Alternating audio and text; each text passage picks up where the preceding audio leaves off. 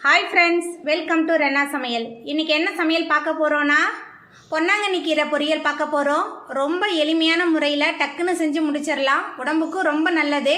அந்த சுவையான பொன்னாங்கண்ணி கீரை பொரியல் எப்படி செய்யறதுன்னு வாங்க பாத்துறலாம் பொன்னாங்கண்ணி கீரையை வச்சு பொரியல் பண்ண போறோம் அதுக்கு முதல்ல எண்ணெய் சேர்த்துறலாம் ரொம்ப குறைவான எண்ணெய் போதும் 1 டீஸ்பூன் தான் எண்ணெய் சேர்த்துருக்கேன் எண்ணெய் சூடாயிட்டு 15 போல சின்ன வெங்காயத்தை பொடியா நறுக்கி வச்சிருக்கேன் சின்ன வெங்காயம் சேர்த்துறலாம் உங்ககிட்ட பெரிய வெங்காயம் இருந்தால் நீங்கள் பெரிய வெங்காயம் கூட சேர்த்துடலாம் சின்ன வெங்காயத்தை சேர்த்துட்டு 1 நிமிஷத்துக்கு நல்லா வதக்கிடலாம்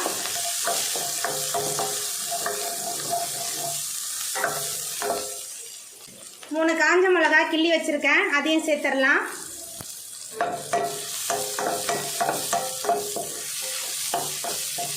வெங்காயம் காஞ்ச மிளகாய் ரெண்டும் நல்லா வதங்கட்டும்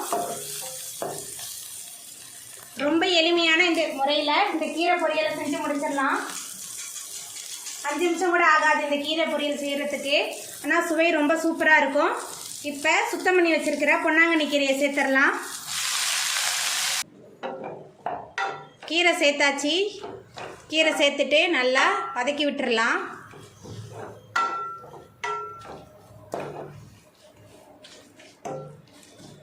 கீரை நல்லா வெந்து வரட்டும் இப்போ கீரை வேகிறதுக்கு கொஞ்சமாக உப்பு சேர்த்துடலாம் அது கூடவே தோலோட இடித்து வச்ச பூண்டு சேர்த்துடலாம்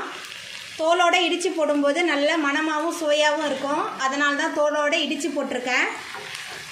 இப்போ உப்பு பூண்டு எல்லாமே இந்த கீரையோடு சேர்ந்து நல்லா கலந்து வதங்கி வெந்து வரணும் நல்லா வதக்கிடலாம்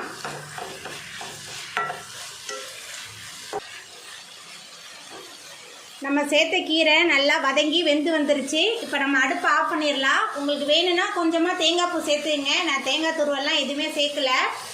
அவ்வளோதாங்க நம்மளோட பொன்னாங்கண்ணி கீரை பொரியல் ரொம்ப சூப்பராக ரெடி ஆகிட்டு